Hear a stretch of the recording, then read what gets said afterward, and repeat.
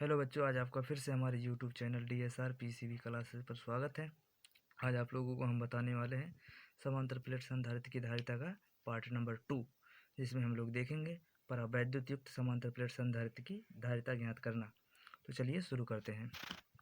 तो आइए देखते हैं, पहले बनाते हैं परावैद्युत युक्त समांतर प्लेट संधारित्र की धारिता। तो पहले देखेंगे, ये हो गया हमारा समांतर प्लेट संधारित्र ए, प्लेट नंबर 1 हो गया, और दूसरा देखेंगे समांतर प्लेट संधारित्र का प्लेट नंबर 2 हो गया। ठीक है, जो लोग हमारा पहला वीडियो नहीं देखे होंगे वो लोग जा करके पहला वीडियो हमारा देख लेंगे, तब ये अच्छे से समझ में आ जाएगा। ठीक है, तो पहले प्लेट को हम क्या करेंगे, बैटरी से कनेक्ट कर देते हैं, और दूसरे प्लेट को क्या करेंगे, पृथ्वी से कनेक्ट कर देते हैं। चलो, पृथ्वी से हमने कनेक्ट कर दिया, दूसरे प्लेट को पृथ्वी से हमने कनेक्ट कर दिया। तो हमने देखा था पहले प्लेट पर आ जाता है, बैटरी से कनेक्ट करने के कारण प्लस क्यू आवेश आ जाता है। चलो, हमने प्लस क्यू आवेश वितरित कर दिया पहले प्लेट पर, और दूसरे प्लेट को पृथ्वी से कनेक्ट करने के कारण इस पर नेगेटिव चार्ज आ जाता है, तो इस पर ऋणावेश हम दिखा देते हैं। चलिए, बोले हैं परावैद्युत पदार्थ, तो आंशिक परावैद्युत पदार्थ रख देते हैं बीच में। पहले वाले में आंशिक परावैद्युत पदार्थ नहीं रखा गया था। चलिए ठीक है, दूसरा इसमें ज्ञात करते। तो ये परावैद्युत जो पदार्थ होगा, ये इसकी भी एक मोटाई होगी, ये लगभग टी मोटाई की मान लेते हैं इसको हम। चलिए ठीक है, इसकी मोटाई हो जाएगी टी, ये टी मोटाई की हो गई, और इन दोनों प्लेटों के बीच का जो दूरी होती है वो डी है, प्लेटों के बीच की दूरी डी है। जब इसको प्लस क्यू आवेश देते हैं तो इस पर आवेश पृष्ठ घनत्व जो सिग्मा है वो सिग्मा प्लस सिग्मा आ जाता है। नेगेटिव चार्ज के कारण इस पर आवेश पृष्ठ घनत्व सिग्मा आएगा, वो भी माइनस में नेगेटिव सिग्मा आ जाएगा। ठीक है, और इन दोनों प्लेटों का क्षेत्रफल जो हो जाएगा ए हो जाएगा। तो हमारा ये फिगर बन के तैयार हो गया। तो चलिए हम देखते हैं, पहले स्टेप ट्रिक देखेंगे, उसी के माध्यम से इसको सॉल्व करते हैं। ठीक है, तो चलिए देखते हैं स्टेप ट्रिक। तो ये हमारा हो जाएगा यहाँ से स्टेप ट्रिक। ठीक है, ये हो गया step trick, STEP step TRIC step trick. तो हमें ज्ञात क्या करना है, हमें ज्ञात करना है समांतर प्लेट संधारित्र की धारिता। तो इसके लिए व्यंजक होता है C बराबर Q/V होता है। ठीक है, ये होता है। तो इसमें देखिए, हमें C ज्ञात करना है, तो Q तो यहाँ हमें पता ही है, तो V पता नहीं है, तो V हमें ज्ञात करना होगा। तो अगले स्टेप में लिखेंगे V बराबर ED चूँकि D जो है प्लेटों के बीच का क्षेत्रफल है, प्लेटों के बीच का दूरी है, और E तो हमें पता नहीं है, तो E हमें ज्ञात करना होगा। तो लिखेंगे E बराबर हो जाएगा सिग्मा बटा एप्सिलॉन नॉट। ठीक है, और चूँकि सिग्मा बराबर होता है Q/A, जिसे आवेश पृष्ठ घनत्व सिग्मा कहते हैं। अगर इसकी परिभाषा हम देखें, ये भी बहुत पूछा जाता है, तो अगर इसका मान 1 कर दें तो हो जाएगा सिग्मा बराबर क्या हो जाएगा, Q हो जाएगा। अर्थात लिखेंगे एकांक क्षेत्रफल में आवेश की वितरित मात्रा को ही क्या कहते हैं, आवेश पृष्ठ घनत्व सिग्मा कहते हैं। तो चलिए देखते हैं, हम स्टेप अपना प्रारंभ करते हैं। ये हो जाएगा हमारा स्टेप ट्रिक। तो हम पहला स्टेप शुरू करते हैं। चलिए, स्टेप फर्स्ट क्या हो जाएगा हमारा, स्टेप फर्स्ट, ये जो होगा इसका वायु गैप अर्थात वायु अंतराल जो हो जाएगा D-T हो जाएगा। चूँकि देखिए बीच में परावैद्युत पदार्थ रखा है, अगर इसको हम घटा दें, D में से इतनी दूरी को घटा देंगे तो बीच में वायु अंतराल जो आएगा, वायु गैप हो जाएगा, यहाँ पर वायु भरेगा, तो उसका दूरी हो जाएगा D-T। चूँकि ये पूरी दूरी है, पूरी दूरी में से इसको जब घटाएंगे तब ये वायु अंतराल इसके स्थान पर आ जाएगा, तो उसका दूरी हो जाएगा D-T। तब इसके लिए हम देखते हैं वायु अंतराल के लिए, वायु अंतराल के लिए चूँकि देखिए हम इधर से ही स्टेप प्रारंभ करते हैं। ठीक है, आगे बढ़ते जाते हैं। तो हमारा पहले क्या ज्ञात करना है, पहले ज्ञात करना है वैद्युत क्षेत्र की तीव्रता। तो पहले हम वायु अंतराल के लिए ज्ञात करेंगे। चलिए ठीक है, ज्ञात करते हैं। वायु अंतराल के लिए वैद्युत क्षेत्र की तीव्रता, वैद्युत क्षेत्र की तीव्रता। चलिए लिख लिया हमने वैद्युत क्षेत्र की तीव्रता।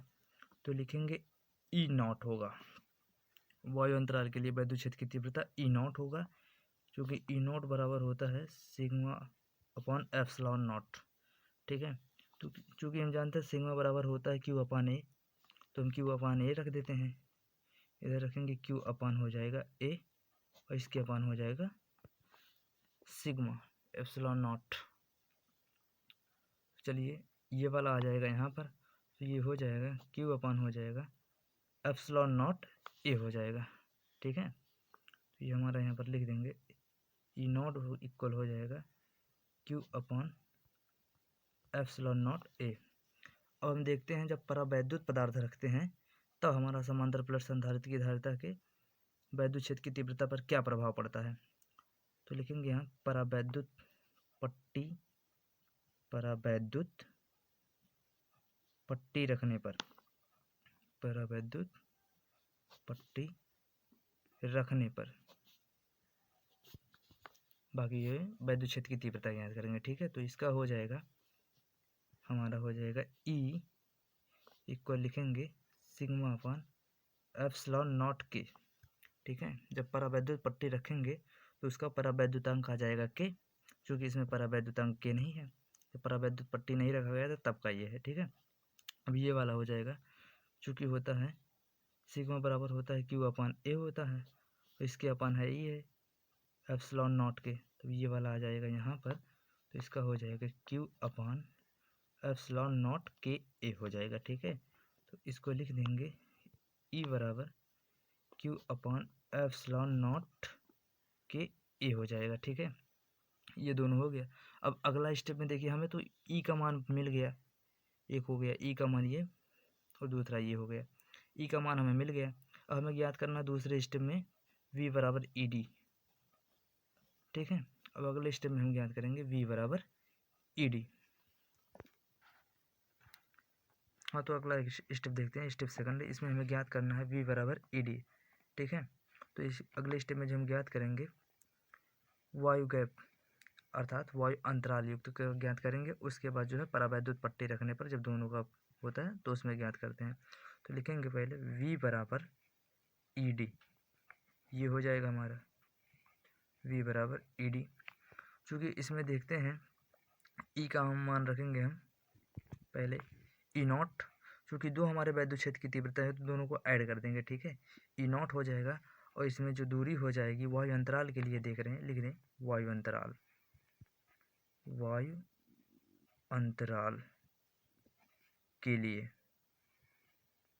ठीक है, वायु अंतराल के लिए जो वैद्युत क्षेत्र की तीव्रता थी ई नॉट थी, तो इसका जो दूरी हो जाएगा उसमें दिखाते हैं हम आपको। हाँ, तो चलिए देखते हैं वायु अंतराल के लिए जो इसमें गैप आया गया था एयर गैप वायु अंतराल, तो इसकी दूरी आ गया था डी माइनस टी, क्योंकि ये दूरी पूरी थी उसमें से टी को घटा दिए तो आ गया डी माइनस टी। अब हम वहाँ पर वही ही लिखेंगे डी माइनस टी।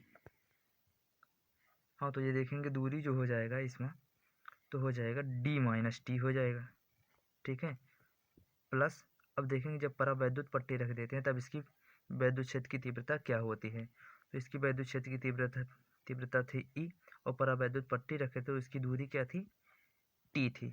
ठीक है, तो यहाँ पर हम लिख देंगे टी, ये हो जाएगा। अब हम इन दोनों का मान इसमें रख देते हैं, क्योंकि ई बराबर होता है यहाँ पर क्यू बटा एप्सिलॉन नॉट ए हो जाएगा, यहाँ पर लिखेंगे डी माइनस टी है ही है, प्लस अब ये जो ई का मान आया था परावैद्युत पदार्थ रखने पर तो आएगा क्यू बटा एप्सिलॉन नॉट के ए आ जाएगा, इंटू टी है ही है।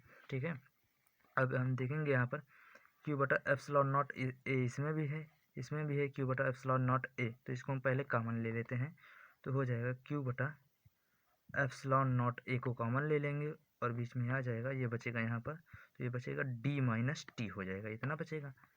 प्लस अगर जब देखिए इसको हम कॉमन लेंगे क्यू बटा एप्सिलॉन नॉट ए, तो बचेगा ये वाला टी बटा के आ जाएगा, प्लस टी बटा के, इतना आ गया हमारा। ठीक है, ये हो गया है हमारा वैद्युत विभव वाला। ठीक है, क्योंकि v बराबर हम ज्ञात कर रहे थे ना, तो ये हो गया।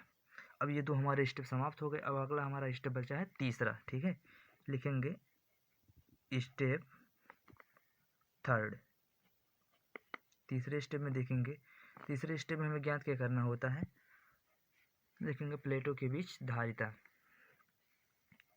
लिखेंगे प्लेटों के बीच धारिता, प्लेटों के बीच धारिता। चलिए देखते हैं प्लेटों के बीच धारिता। सी बराबर होता, देखिए स्टेप यहाँ से देखेंगे, स्टेप ट्रिक जो है हमारा अगला, सी बराबर है क्यू अपान वी होता है।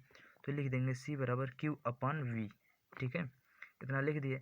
और चूंकि हमें देखिए वी का मान यहाँ से रखना है, यहाँ पर पुट करना है, तो हो जाएगा सी बराबर क्यू है, अब इसका मान रखना है वी का, वी का मान हो जाएगा क्यू बटा एप्सिलॉन नॉट ए हो जाएगा।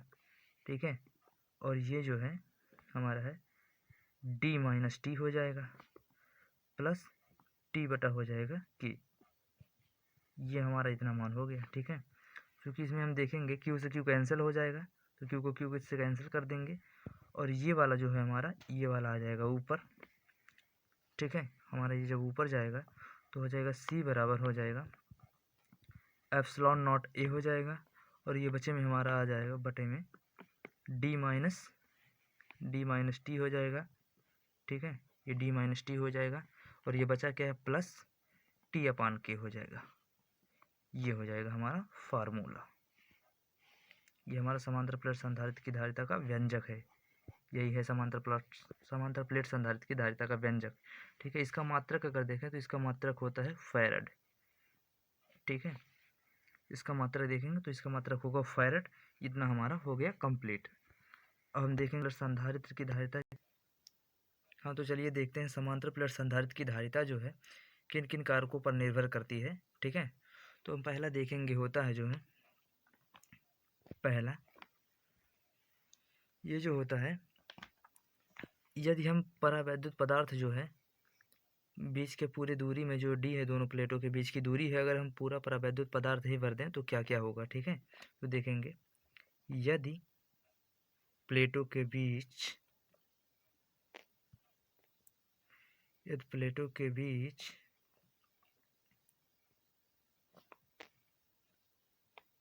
पूरी दूरी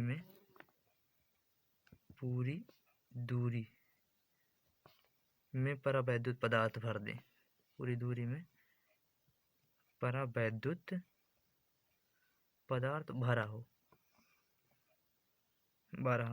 तो प्लेटों के बीच की जो टोटल दूरी है वो है डी, और ये परावैद्युत पदार्थ की दूरी है टी। जब पूरी हम दूरी में भर देंगे परावैद्युत पदार्थ तो हो जाएगा डी बराबर क्या हो जाएगा टी। ये डी बराबर टी हो जाएगा, तो हम लिखेंगे टी का मान डी का मान भी इसके बराबर हो जाएगा, और डी का मान जो है वो टी के मान के बराबर भी हो जाएगा। तो इसके स्थान पर टी भी लिख सकते हैं और डी के स्थान पर भी टी लिख सकते हैं। ठीक है, चलिए ठीक है, तो देखते हैं। पहले हम इसका फार्मूला देखेंगे क्या आया था। फार्मूला जो हमारा आया था एप्सिलॉन नॉट ए आया था। ठीक है, इसके अपान था डी माइनस टी था। ठीक है, प्लस टी अपान के था। ये हमारा फार्मूला आया था। ठीक है, तो हम इसी फार्मूले को हल करेंगे। ये हमारा पहला स्टेप था। इसका स्टेप जो हो जाएगा हमारा, लिख देते हैं स्टेप फर्स्ट। ठीक है, तो यहाँ पर हम इसका मान तो चेंज ही करेंगे, यहाँ पर रखेंगे, बराबर हो जाएगा एप्सिलॉन नॉट ए हो जाएगा। ठीक है, यहाँ पर रख दिए डी है ही है, यहाँ पर डी रख दिए।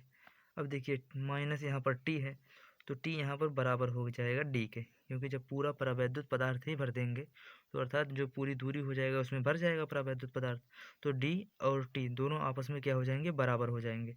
तो इसका मान देखेंगे यहाँ पर, यह जो हो जाएगा टी के स्थान पर लिख देंगे, दोनों बराबर तो कोई भी लिख सकते हैं, तो हो जाएगा डी माइनस डी हो जाएगा। ठीक है, टी के स्थान पर रख दिए, प्लस अब यहाँ पर भी जो टी है इसके स्थान पर भी वही रखेंगे, तो हो जाएगा डी अपान के हो जाएगा। ठीक है, ये हमारा हो गया डी अपान के हो जाएगा। चलिए अब इसको जब आगे कर ले जाएंगे, अगले स्टेप में बढ़ाएंगे, तो आता है हमारा एप्सिलॉन नॉट ए आ जाएगा।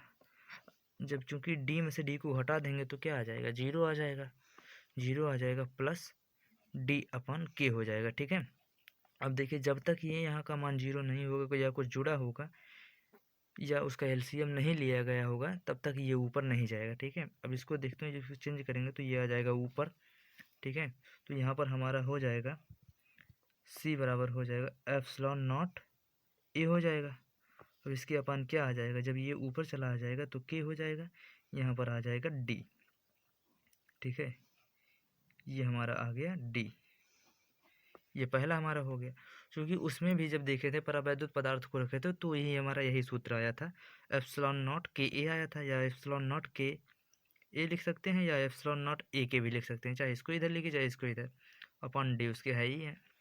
तो ये हमारा जो पहला तो आज देखे थे पहले पार्ट नंबर पहले में समांतर प्लेट संधारित्र की धारिता का व्यंजक यही आया था हमारा। ठीक है, अब देखते हैं इसका दूसरा स्थिति क्या कहता है। ठीक है, इसका देखते हैं स्टेप सेकंड वाला जो आएगा, स्टेप सेकंड, इसमें जब देखेंगे जब देखते हैं, मान लेते हैं अगर परावैद्युत पदार्थ जो भर दिया जाता है उसमें वो नगण्य हो अर्थात ना के बराबर भर दिया जाए तो उसकी धारिता कैसी हो जाएगी। ठीक है, तो लिखते हैं यहाँ पर, यदि परावैद्युत पदार्थ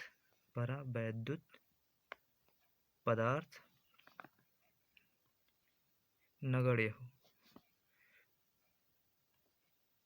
परावैद्युत पदार्थ नगण्य हो अर्थात वो ना के बराबर भर दिया जाए तो क्या हो जाएगा, तो यहाँ पर हो जाएगा जो टी है यही परावैद्युत पदार्थ की दूरी है, टी बराबर हो जाएगा जीरो। ठीक है, ये हमारी दूरी हो जाएगी टी बराबर जीरो, यही हमें भरना है। यदि वो ना के बराबर हो तो उसकी धारिता कैसी हो जाएगी, तो धारिता देखेंगे उसकी हो जाएगी सी बराबर होता है एप्सिलॉन नॉट ए अपान होता है डी माइनस टी हो जाएगा, ये होता है प्लस टी अपान के, इतना तो हमारा होता है।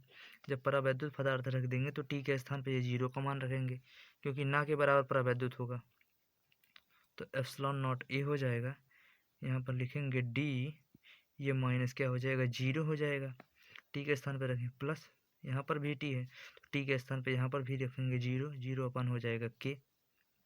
ठीक है, तो इतना रखेंगे, तो इसको देखेंगे क्या हो जाएगा। जब देखिए किसी भी संख्या के अगर किसी भी मतलब जीरो में किसी भी संख्या से भाग करते हैं तो उसका मान अनंत आ जाता है। ठीक है, इसलिए इसका मान हम क्या करेंगे, छोड़ देंगे, अनंत आ जाएगा, तो ये डी में से जीरो घटाएंगे कोई फ़र्क ही नहीं पड़ेगा।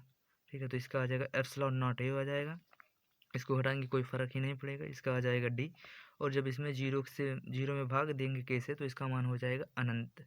ठीक है, क्योंकि के का मान एक से अधिक ही आएगा, एक से के का मान हमेशा परावैद्युतांक का मान एक से अधिक ही होता, कब नहीं होता। ठीक है, तो इतना हमारा आ जाएगा, तो यहाँ पर लिखेंगे सी बराबर आ जाएगा एप्सिलॉन नॉट ए अपान आ जाएगा डी। तब हम जब ये कहेगा कि यदि हम परावैद्युत नगण्य रखें तो हमारी संधारित्र की धारिता कैसी होगी, सवाल भी जब देगा तो पूछेगा ऐसे ही करके, यदि उसमें परावैद्युत पदार्थ नगण्य हो या ना के बराबर भरा हो तब हम ये सूत्र लगाएंगे सवाल को सॉल्व। हाँ, तो देखेंगे जब परावैद्युत पदार्थ नगण्य भरा होगा कहेगा क्वेश्चन में तब ये हमारा फार्मूला यूज करेंगे, और अगर जब ये कहेगा कि परावैद्युत पदार्थ अर्थात पूरी दूरी में भरा हो, ठीक है, तब हम ये फार्मूला यूज करेंगे सी बराबर एप्सिलॉन नॉट ए के अपॉन डी। ठीक है, अब अगला तीसरा स्टेप देखते हैं, तो देखेंगे अगले स्टेप में यदि प्लेटों के बीच जो परावैद्युत पदार्थ है वो धातु का अगर परावैद्युत पदार्थ रखें तो हमारी धारिता कैसी हो जाएगी। ठीक है, तो लिखेंगे प्लेटों के बीच जो हो जाएगा परावैद्युत पदार्थ, तो क्या लिखेंगे, धातु का परावैद्युत पदार्थ रखने पर, धातु का परावैद्युत या डाइलेक्ट्रिक कह सकते हैं, डाइलेक्ट्रिक। ठीक है, परावैद्युत पदार्थ रखने पर तो हम देखेंगे धारिता का हमारा जो फार्मूला होता है ये होता है एप्सिलॉन नॉट ए हो जाएगा, ये अपान था डी माइनस टी था प्लस टी अपान के था, ये इतना हमारा फार्मूला था। जब ये हम रख देंगे परावैद्युत पदार्थ तो ये हमारा जो के है परावैद्युतांक को हमारा के से प्रदर्शित किया जाता है। ठीक है, तो इसका जो परावैद्युतांक हो जाएगा, इसका परावैद्युतांक हो जाएगा अनंत, चूँकि यहाँ पर लिख देते हैं धातु का परावैद्युतांक अनंत होता है। धातु का परावैद्युतांक